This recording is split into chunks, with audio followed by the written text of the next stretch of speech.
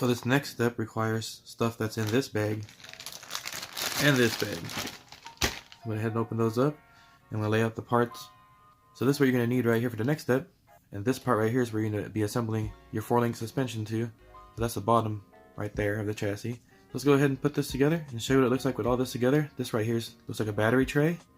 And these are suspension mounts, I'm pretty sure. And that is probably going to be the front half of the truck right there. So let me get this together and show you what it looks like all together. Like I said earlier, these instructions are very, very accurate. They're labeled nicely, so it should be easy for you to figure out what screws need to go on here. I'm just showing you what it looks like as parts and once it's together. Here we go, the chassis somewhat fully assembled right here, as you can tell. 3 screws holding on right here, 1, 2, 3. Same with the front. You can tell the angles of these shock mounts. The actual bend angle and the straight angle where they're mounted. So the back, the more slanted angle will be facing towards the back, and in the front, the more slanted angle will be facing towards the front. Battery tray, don't forget to install that the other way around. I installed it upside down earlier. I had it opening at the top, but that's not going to work. The battery has to come out from the bottom. And you have 2 screws right there for the hinge for this. And now to install the links and the axles onto this thing. Pretty nice setup so far. There you go. Everything installed. Bottom links on the inside. Top links on the outside. And that's what holds the whole thing together. Pretty impressed so far with the stiffness of this chassis. Very stiff chassis. And everything seems to be built pretty well. So let's continue this. Let's get this thing together. Looks like we're getting into this bag right here, which has the motor and stuff in it and lights and everything. Because it looks like we're going to be assembling the motor onto the transmission and onto the transfer case. But before I do that, let me take the transfer case and gearbox out of this bag, disassemble it to show you what it looks like inside. Alright, here's the center transfer case. Let's take it apart. Stay together, gears. Oh, there you go. That's what it looks like inside. Some pretty beefy gears you have in there. They're plastic, but they're big gears, you know, for such a tiny truck. I've seen 10 scale trucks that have gears this small that still work out, so this should be good enough for a truck this tiny. I'm pretty sure some companies out there will make metal upgrades for this truck as well in future, but for now, I see no problem with this. Maybe stuff a lot more marine grease in here, but it's plastic gear, so you don't really need to worry about it. More worried about greasing the bearings right here, putting marine grease on the bearings. So here's the first cover removed, 3 screws. There's a bearing in that cover as well. And those are the 2 gears it reveals. Nice beefy plastic gears again. And there's another layer to this case, so I'll go ahead and take that off. Alright guys, here's another part of the case. Look at that MN model labeled. Pretty nice. Pretty intricate transmission right here, or gearbox. As you can tell, I can't remove these 2 halves without unscrewing the slipper clutch, which is also another cool function. This thing has a slipper clutch. Can't really see it. Oh, there you go. You can kind of see the little clutch plates right there. Nice beefy nylon gear. Hopefully it's nylon, not just regular plastic. But yeah, there you go. You have your slipper clutch in there. Here's your slipper clutch spring. You gotta tighten the screw right here. If you see those videos of people trying to make it up rocks with this model, and all it does is the engine just revs up and you just hear the motor whining, wee, wee, and they're not going up anywhere. This needs to be tightened right here.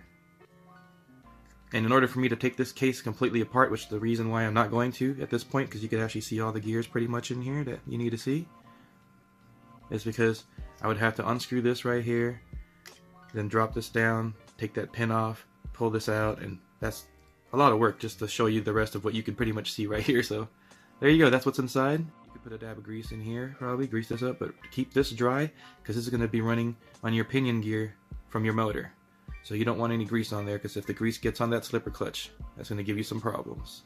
Check this out. It's a pretty cool little innovative way they have for you to install the motor easily without having to remove all this case stuff. There's just 2 screws right here. You just remove one of the screws actually, and it latches upwards. So you can access the screws for your motor and easily install that motor and change your pinions out and stuff like that when you need to. Good job, MN model. Definitely liking your new truck right here. Way worth the price in my opinion. Well, I'm pretty sure you can find them cheaper on other websites and stuff. Now you're going to need your 25 turn motor that's provided. This little grub screw right here. and your pinion gear to go onto your transmission. As you can tell right here on the instruction manual, it's pretty nice. It tells you where to slot your last screw right there so you get your mesh correct for your spur and pinion gear. But you know, I like to check it anyway myself because I like to set it my own way. Yeah, most of you guys know about the little paper trick and stuff, but this is good right here to give you a starting point where to be. And it says 14 tooth is the default provided pinion. There's my motor installed. Motor mesh, I don't know if I can get it zoomed in enough to show you that. Pretty good mesh there. You want there to be some play in there. You don't want it to be fully touching each other and no play whatsoever. You see that play between the gears? You want that little bit of play there. So that way it doesn't bind. Your transmission spins freely. There you go.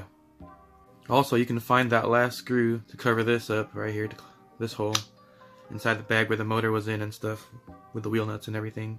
It's going to be this screw right here. And that's the complete. And cover this right here.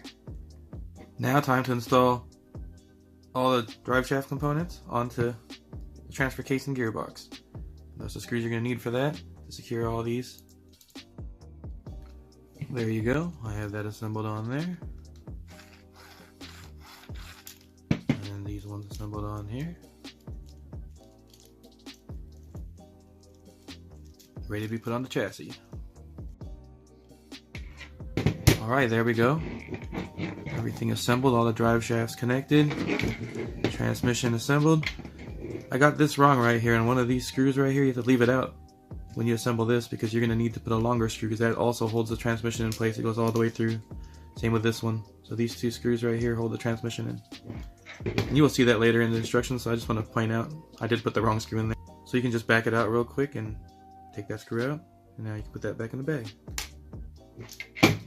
So there's your motor attached to your chassis, your gearbox, then your shaft that goes to your center differential, then your center diff splits into the rear drive shaft, front drive shaft, to your axles to power your wheels. And man, we're almost done, and so far, pretty impressive kit by MN Model right here. What a really nice kit. Well, here you guys go. I have 3 of the shocks together. Left one apart just to show you how to put it together. Really simple, and it's really quick. Let's go ahead and do it. You're going to grab one of your shock bodies, shock shaft. It's supposed to be a piston for the inside, but there's no oil in here and there's nothing holding this piston in place, so it's just like a faux piston. But that goes in there. Slide that in there. Get that screw all the way through. Grab your bottom shock mount. Screw that in place. So the threads are all the way through. And now you're just going to grab the spring retainer for the top. Put that in. And the bottom spring retainer slides over the shaft like so. And that's it. Now you just put your your top cap, fake reservoir on there like so, and you're done. Simple as that. Let's put it on the truck. Ooh, well, there you go. Sun's starting to shine in my room early morning. I started the front axle at night and fell asleep. Then to do here and the rest right now. So, yeah, you guys are seeing me wake up in the morning and continue this build because that's how excited I am. Feels good so far. I'm liking it. Springs seem nice and stiff because the body's probably going to be heavy on top of this thing. So far, so good.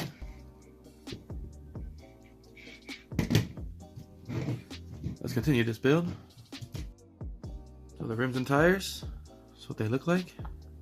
The rubber compound, it's not the softest, but it's not that hard either. It's kind of like if you're used to the WPL stuff, it's kind of like in between the kit tire and the RTR tire in softness. But man, the really deep lug patterns right there, probably good for some mudding, huh? Looks pretty good. Let's get this on there. Now we're just gonna need these little pins right here and the hexes to put on here, put the wheel on, and then put the wheel nut on.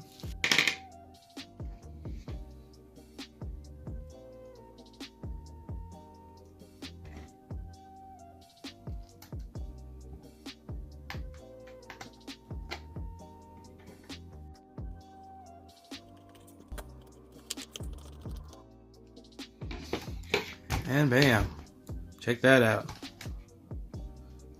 It's hard to roll, but I move it from the shaft up here. She's smooth. Alright, let's continue on. It says to put the body mounts, it looks like, up here on these posts next.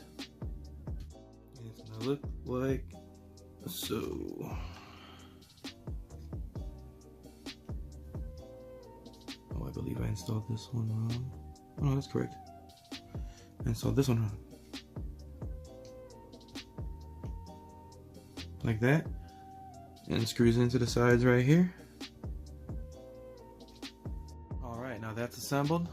Got those body mounts on there.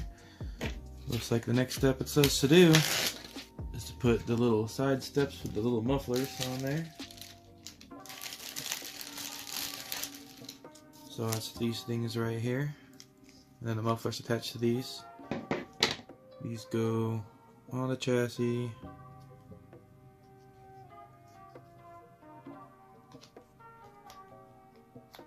Like so. That's for your left, and that's for your right. And it screws in with 2 screws down here. Those 2 empty slots right there. Alright, now that I have this thing fully assembled right here, the rest of the stuff is accessories, the little mufflers on the side, and it's telling me to install the electronics. But I'm going to do that later. Next is going to be the body on this. So I'm going to take a quick break, let this sun go away, or find a way to shade this table because it's really ruining my shot right now. And we'll continue this build with a body, and then electronics, and obviously a running video probably, or there probably already was one before this.